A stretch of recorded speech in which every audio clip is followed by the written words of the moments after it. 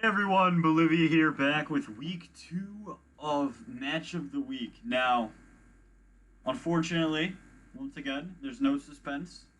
Helix versus DM Beeez is going to be the Match of the Week. Now, let's talk a bit about this match. I want to clear this out right away. Helix asked me if this battle would be Match of the Week, and I told him no.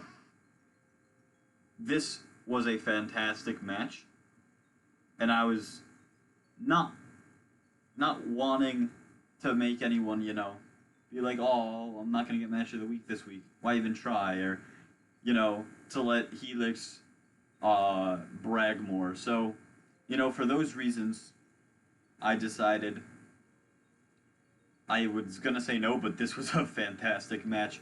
Going around the league a bit, we've got currently 5 2-0 teams after this week. So 5 undefeated teams out of 16. First of all, I'd like to give a special shout out to Skeet City, the new coach of the Toronto Maple Nuzleafs, which was formerly Epic Pants' team. Number 5 on the PR. Had to drop after a tough loss in week 1 and being selected for the D League and WPF. So we've got a great coach. He's going to be fantastic. We're glad to have him. They got their match done today. It was a good match as well. Probably one of the honorable mentions. I want to go around and talk about the 5 2-0 teams really quickly before we get into this match. We have DM Beeez. Spoiler alert, DM Beeez wins this game. Okay? I think this match is a lot more about the journey than the destination. A lot of intricacies going around. We'll talk about it. But so you don't skip to the end of the video, DM Beeez wins. Next, there's me. I actually had a really convincing win versus Phoenix, who was the other 1-0 team in our conference, or in our division. I 6-0'd him with Nasty Plot, Naganadel, which is, as they say, super busted. Next, we have Record Man. He had another commanding win versus Beeez, who fell to 0-2, unfortunately. But, he's showing his work as a battler. He's putting in a lot of work in these matches. These games have all been competitive. So, we'd probably revise this last place ranking, put someone else there. That's the only conference with 2 2-0 people, because we got Record Man and Jamal is also there. Jamal had another big win, with his spam. Garchomp just came in and did Garchomp things as well.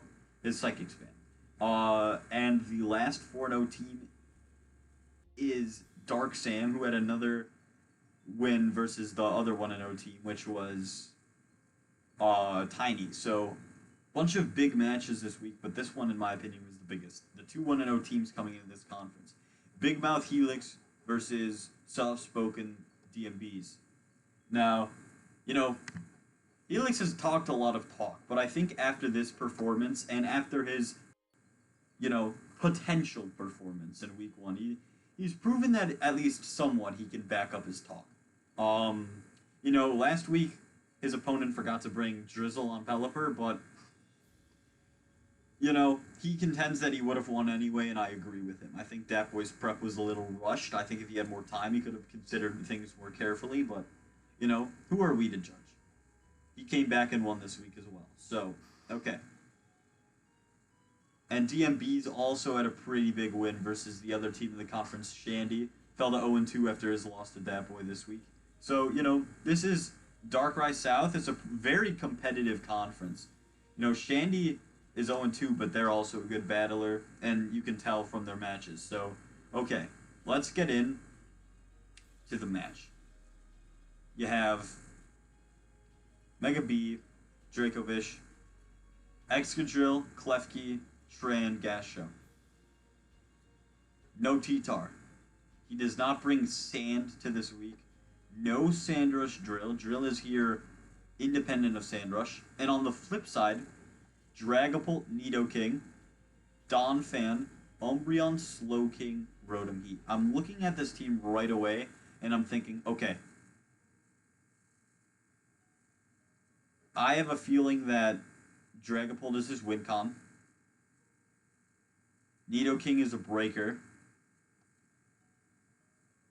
and the other 4 are some sort of support. I'm going to say Rotom Heat is probably Defog. Donphan sets up the rocks. Umbreon will be passing wishes, and Slowking is kind of there to take hits from certain stuff. Good Dracovish counter. On DM Beeez' side, he has a lot more options. Klefki, you never really know what it's going to bring. Gastrodon, you know, is going to do Gastrodon things. Mega B is going to do B things. Vish can be Vanderscarf. But Drill and Tran are the 2 big X factors into this game.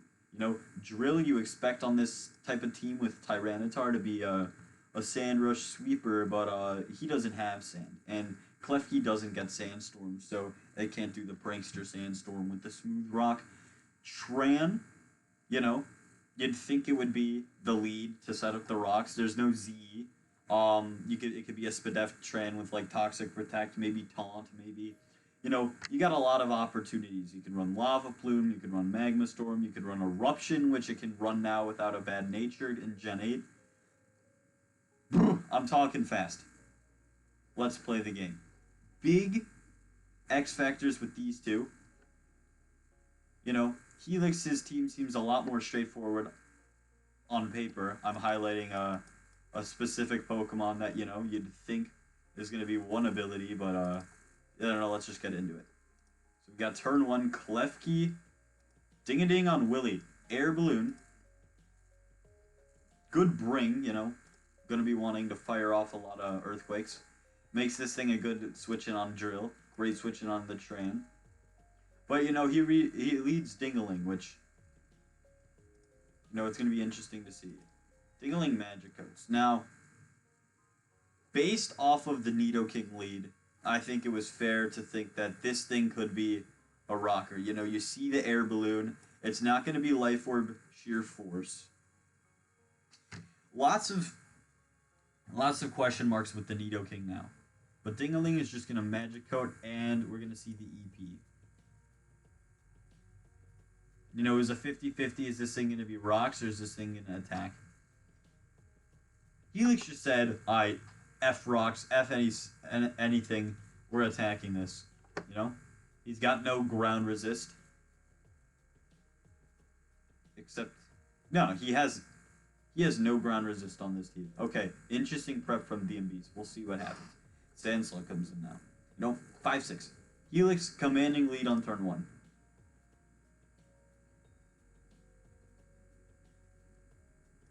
Switches into this. Confirms the suspicion that this thing is going to be a, probably, you know, if he's switching it in on this, I'm thinking it's more likely Spadef. Makes me a little tentative of what he's going to do about the 3 big physical attackers up here, but, you know. I mean, I think Umbreon could have been an option to bring in. Not bad, though. Excuse me, doesn't get the Scald Burn. Toxic's this turn, so, you know, a bit lucky he didn't get the Scald Burn, actually. And he teleports out in the Road Runner. 1 word. Road Runner, the bird, is 1 word. But, you know, he's running roads. He's not a bird. Okay. So, Donphan is in. It doesn't come into play, but Donphan was Sandveil. Donphan was Sandveil Bright Powder to make the moves he was throwing at not hit. It was his anti-sand, you know. He was DMing me like, oh my goodness, you'll never guess. But, you know, he assumed that this thing would be setting up the Prankster Sand. Obviously it doesn't because Klefki doesn't get Sandstorm, but, no, Helix, always afraid of the worst. Okay, this thing comes in.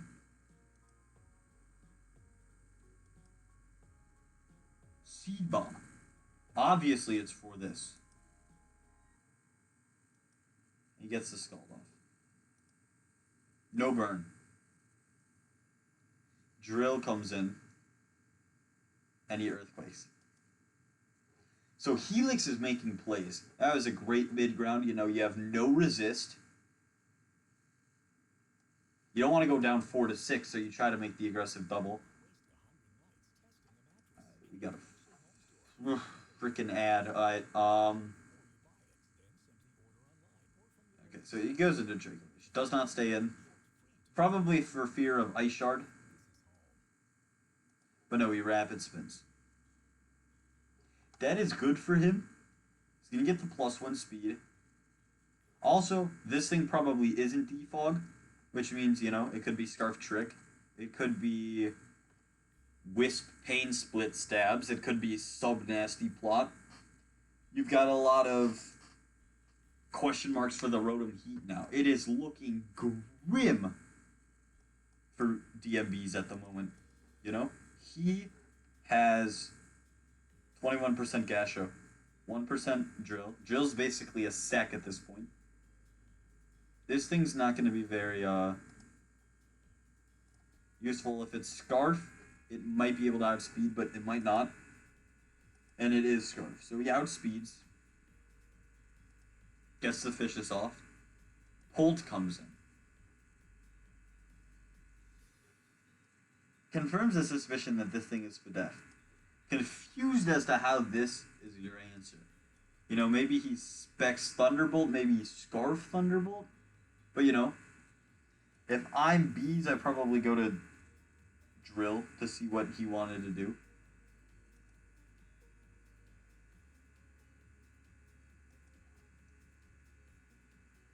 But you go to Tran on the Draco. So at this point, you're thinking, okay, he's Scarf Specs. He's not going to be Draco Wisp Hex U-turn or something. You know, that seems a little counterproductive. Draco's going to lower your special attack so you don't get your strong hexes. You know, Helix wants to be setting the pace versus a gimmicky team like Sand. Although, this isn't actually Sand, so... Okay, 0.5 special attack. Swaps into Umbreon. Gets the Rock Song, you know? Alright, so things are looking pretty good for DM Beeez, you know? Still pretty tough. 1% Drill, 21% Gasho. These things are weakened. Still have a full health Air Balloon Nido in the back that can always switch in on the Drill, especially now that it's weakened. Don't know what Rotom Heat is yet. Slowking is poison, but this thing is definitely a problem as well. He's probably gonna be wishing around all over the place. See, Heat Wave's for 37. It's actually Heat Wave and not Lava Plume Eruption or Magma Storm. So, kind of shows the versatility. He wanted a bit more damage, but he also wanted a bit more accuracy. A happy medium between Lava Plume. And, you know, still got that 10% chance to burn. But let's look. From a DM Beeezian perspective, you're like, alrighty, this thing is either Scarf or Specs. We need to figure that out. Ideally, he kills something with Draco. We could bring in the Bee. Maybe he's Fell Stinger Bee Drill. That's his ticket to victory. You just need to chip everything down enough to where you can get a Fell Stinger kill. Go from there. If this thing is Scarf and you can keep it healthy, it seems like DM Beeez is very limited. So we'll see later whether it's Scarf or not. Gets the burn. It's pretty dope. This thing's probably Heal Bell though. So you're going to want to Heal Bell off the Toxic anyway. So it doesn't matter. And I must be a prophet. Not like I've seen the replay before or anything. So 10 turns in, where do we stand? It's 5-5. You'd think, we're even. You know, it's not that simple. This thing's at 100. This thing is pretty healthy. Probably going to be able to wish up and take 2 hits from anything. This thing at 100, this thing at 100, this thing at 100. Let's look at the MBs. Chipped. Almost dead. Severely almost dead. Focus Sash was consumed is never something you want to see on your Pokemon. Helix has the advantage. But let's continue. I've droned on for long enough. He goes into his Spadef Slowking, most likely takes 21.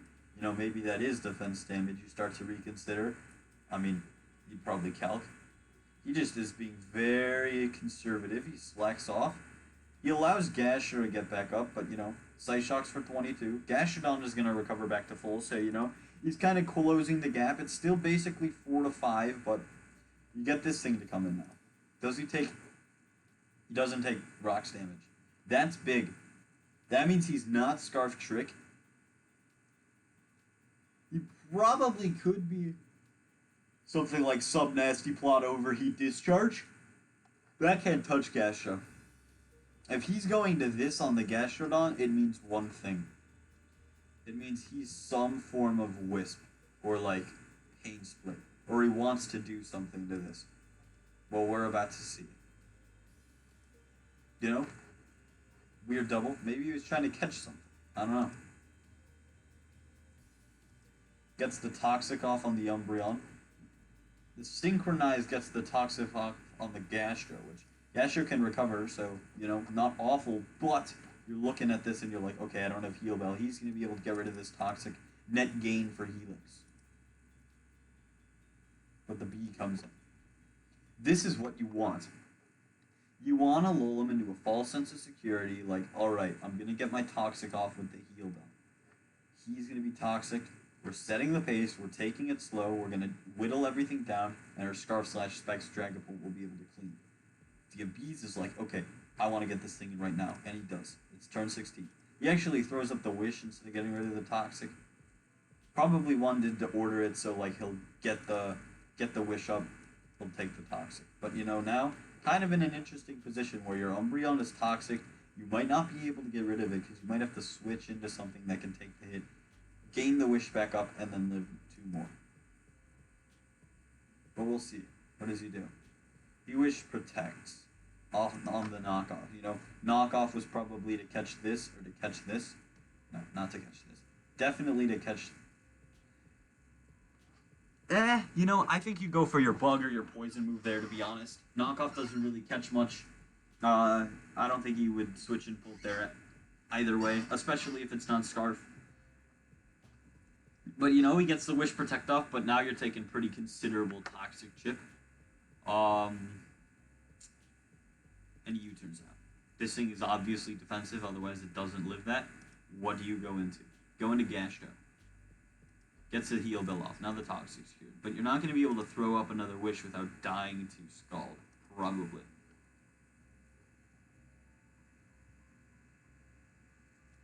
Actually, you are, because this thing is disgusting and lives. But now he's going to be able to protect. Do you bring back in the B here? That's the real question. No, you just stay in Scald. Don't really agree with that play. Protect seemed pretty obvious. You get your B drill back in for free. This thing hasn't revealed what his 4th move is, but it's probably Foul Play, which is resisted. You can also bring your drill back in to get some work done. It probably would go into this, though, you know? You don't really want to Scald there, though. Scald doesn't really catch anything aside from Nido, which he's not bringing in. Scalds again. At this point, I feel like this is being complacent. He reveals the last, which is Foul Play, gets the Toxic off. Not really sure what is going on. Covers RXD comes in. Skipped ahead a little bit there, just because that was a lot of the same old, you know, Gastrodon is being complacent, trying to whittle this thing down. Only got 5 Heal Bells left, which might come into play, but to be honest, this thing's at 37 and Toxic. Umbreon is going to win that war. Don't know what his plan is. Misses the Heat Wave on the switch. Reveals Dark Pulse, which is crazy. He doesn't get the flinch, but he only takes 44 from the Scald, and he reveals lefties. Probably Spadef special attack. No speed on this, or Heatran is just crazy. Either really works. I'm not calcing for this, but, you know, that is wild. Dark Pulse to catch this. You know, you gotta switch. Probably switches into this. Do you Heat Wave here? Nah, he Dark Pulses, you know. The safer play, but, you know, I feel like in DM Beeez' position, you gotta go more on the aggressive. Who knows? But at this point, you're like, alright, I'm kind of in a rough spot, you know? We got, he's got something to hit me on a lot of things here, and his game plan is to just chip me down, get Dragapult out of the way, and, my B will come in. So, Heat Wave does 66 to this thing. You know you don't have speed. Something's got to take the Earth Power. And it's going to be Gastrodon, which goes down now. Drill comes in. You're like, okay, I got rid of his thing. No, well, you see what comes in. But what does he do? He EQs for 29. This thing has to be defensive. There's no way it's taking that row. Yes, D's. Do you Foul Play? No, you wish. Okay. I think this is going to kill. Yup. Yeah, Slow King is only 80 base defense, and you've proven that it was Spadef. I think you protected there for sure, and then foul played and knocked it down. Now this thing's a bit of a problem, you know? This thing isn't Scarf, so you gotta go into your Dragapult. You just obviously sack the drill here. This is the only thing you need to get rid of. I think that was a pretty bad play going to your Slowking there. Slowking was really good to prevent Dracovish. Now, look at Dracovish versus this team once you get this out of the way. Dies to Fishes. Dies to Fishes. Definitely dies to Fishes at 29 and being weak to it. You know, Umbreon at 100 might have been able to live a Fishes, but not at 54. Okay, so we see Wasp Patrol coming. Losing contact. Classic Helix moments. Oh, so his game plan there was he went into Slowking assuming that because this thing's helmet. So he went into Slowking being like, okay, Drill is gonna be like, you know, that makes me think that it was physical and Drill is just a behemoth. But who knows? You know, we can ask the players. It looks as if this thing came in.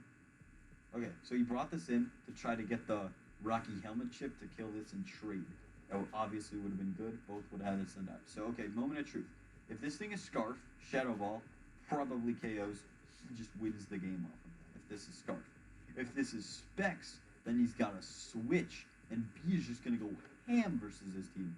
Because, okay, maybe this thing lives a knockoff and you swap to Tran. But like, do you want to? Because now you're going to Tran. Then he's going to have to switch out, bringing Nido. This thing's going to take 25 next time it comes in, and Waspajill's probably going to kill it.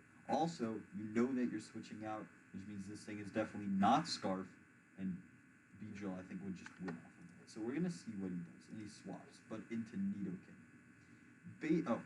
I join in and say good luck, y'all. That's a classic thing I do. I always join like 20 rounds in and be like, good luck, y'all. Alrighty. Let's see what happens. You're gonna KO this. Ideally, you'll like do just enough to get the Fell Stinger off and then just easy clap the rest of his team, but who knows what happens. As he knocks for the KO. Alrighty, that's one for B. This thing comes in. You gotta switch to Tran now. So, okay. You sacked it to let this thing come in and overheat. So you U-turn out for 30. That was probably better. You know, having U-turn on this is pretty good. Bring in the Tran. Did you overheat here because you're going to give it Flash Fire? No, he bolts. That's a good play. That's a good, really good play from Helix. Okay, I don't go to this at all. I definitely go to Umbreon. And then Protect, Wish, Protect. Actually, maybe if you go to Umbreon, you let this thing come in, but at this point in the game, I think B just kills everything. I think B gets another U-turn off and, you know, he doesn't have enough sacks. This thing is U-turn actually, so, okay, what does this do? He Dark Pulses, he gets the crit, okay. That crit isn't that big. He makes a Wild Animal play. Okay. Don't know why you overheat there at all. But he lives the Dark Pulse. Okay, so you're gonna Volt out here, right? Oh, so you're Pain Split. That's actually really good for Helix. In a way. But, is it really? You know, you're gonna be able to live one more after Pain Split, but like, this thing is your one check to do. Your one check. It's looking really bad for Helix all of a sudden.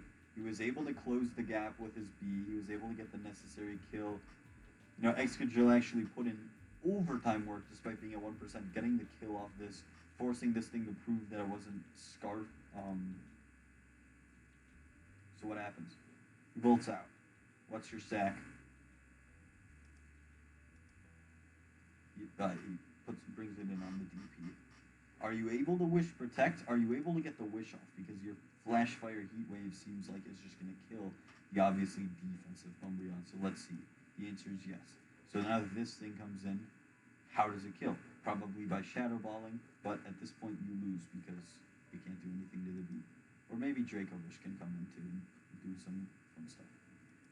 At this point, Helix says it's still winnable on both sides. It looks pretty grim. You know, this thing could be like the ultimate goated Scarf faker. this thing could be Scarf and just clean up, but maybe Dracovish lives a Shadow Ball? Who knows? Unbelievable play by DM Beeez. Okay, at this point, I'm still on the live. I'm like, what a throw. Because if this thing isn't Scarf, B auto wins, because you just knock off Oko this thing. You're taking a bazillion. Oh, you only take 36, but still, okay. So we're about to see, is this thing actually Scarf? The answer is yes, and he gets the kill. But now, we're about to see what happens. Vish comes in. This thing's at 0.5 special attack. You aren't able to kill this with a Shadow Ball, probably. So So DM Beeez' path to victory is Fishes. You Fishes, you live the 0.5 Draco, you Fishes again, that'll kill it. If the first Fishes doesn't, then you go to, which it won't because you aren't getting the boost. Alternatively, he could just like have Crunch, and Crunch will kill everything that's left. But okay, you Crunch, you live this. If he switches to this as a stack on the Crunch, then comes back in. You swap to Tran, because if he Dracos, then he just auto loses. Then you stack Tran to the Shadow Ball. You bring back Dracovish, and Dracovish will be able to tank the Shadow Ball maybe and Crunch for the KO. A crit can still seal it for Helix. And we see that he Fishes. This thing comes back in. Does he Draco or Shadow Ball? He Shadow Balls. This thing doesn't go down actually, which is pretty crazy. Shadow Balls again. And it comes down. Can he crit or can he live the Shadow Ball? No. A crit wouldn't have even killed. Thank you, Vish. And Dracovish wins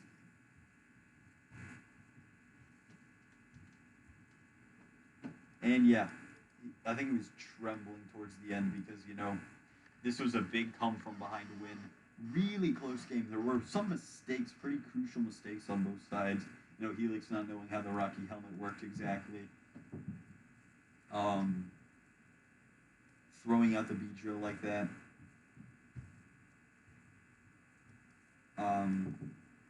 But, you know, really well played by DM Beeez to bring it back. And Helix set the pace really well in the early game. You know, a little bit of a throw kind of with this thing going out that early.